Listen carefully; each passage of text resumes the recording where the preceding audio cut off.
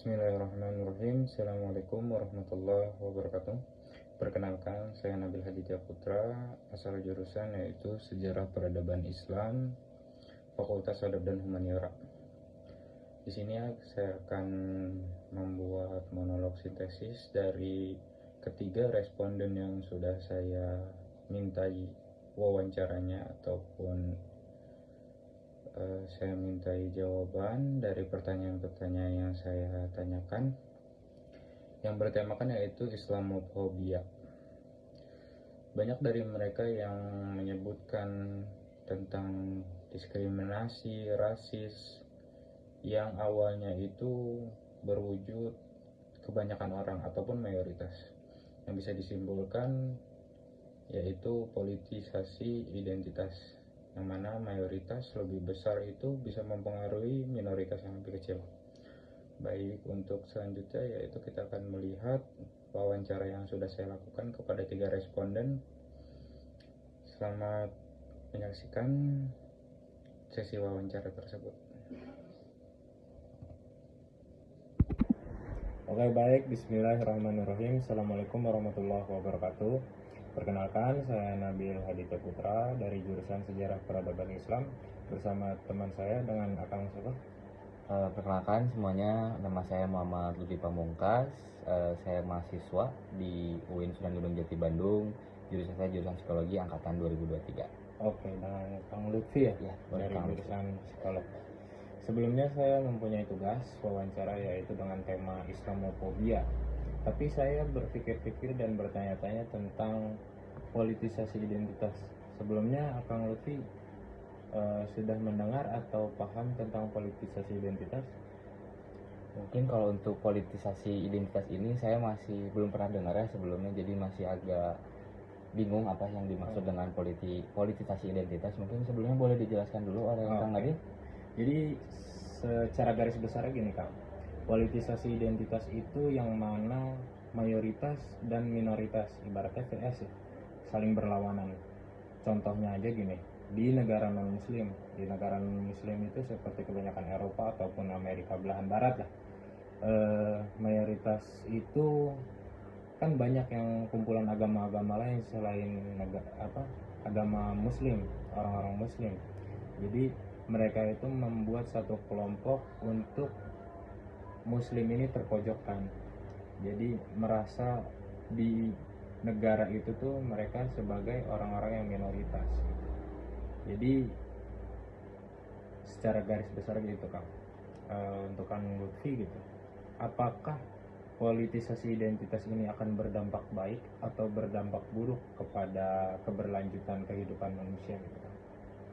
Oke, baik, mungkin setelah penjelasan yang tadi telah dipaparkan dari Kang Nabil ya, jadi mungkin sedikit saya rangkum dulu dari politisasi identitas ini. Berarti contohnya itu tadi ada salah satu negara yang diisi oleh dominasi salah satu kaum, contohnya tadi kaum non muslim, yang akhirnya mendiskriminasi berarti ya si kaum muslim ini.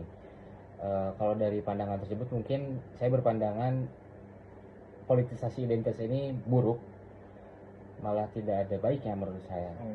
Tapi dari yang sudah terjadi mungkin ada hal-hal lain mungkin ya, ketentuan atau mungkin kepentingan lain. Tapi menurut saya ini adalah hal buruk di mana terdapat kaum muslim yang terkena rasisme, diskriminasi, sehingga nanti akhirnya kaum muslim ini tidak dapat berkembang di dalam negaranya itu sendiri karena ada dominasi di kaum non muslim. Jadi kaum muslim ini berarti dibatasi akhirnya. Apapun yang akan dia kembangkan di negara tersebut itu pasti terhalang karena adanya dominasi tadi. Apalagi sampai timbul dari rasisme ini.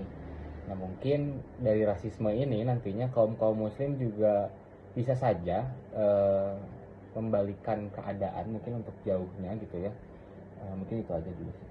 Oke Kak, jadi kan sedikitnya gitu ataupun kita bisa mengambil titiknya gitu, kalau dampak ini sangat besar gitu, sangat membuat orang itu akan terkucilkan gitu, maupun di dekat waktu ataupun di masa depan nanti gitu. Mungkin ke Kang Lutfi saya mempunyai pertanyaan lain tapi kayak eh, apakah nantinya di masa depan kalaupun Muslim ini menjadi mayoritas, apakah akan membuat seperti politisasi identitas juga seperti orang Barat? Mungkin bisa saja ya pastinya, karena eh, saya juga pernah mendengar gitu ya, ada salah satu contohnya, ini bukan di tentang ke spiritualitas atau religiulitas gitu ya. Contohnya di rasisme di Amerika. Ada rasisme kepada kaum hitam mungkin, dan mereka memang rasis kepada kaum hitam ini dari kaum putih ini. Ya ada beberapa cacian, rasisme dan diskriminasi di dalamnya. Dan yang tadi saudara Kang Nabi bilang itu, apakah ada kemungkinan untuk kembalikan? Pasti ada.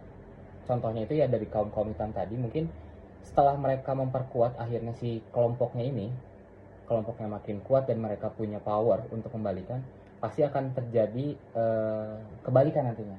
Malah nanti yang munculnya diskriminasi ini kepada kaum putih, sama halnya dengan yang tadi di non muslim tadi. Nah berarti nanti akan ada kebalikan juga.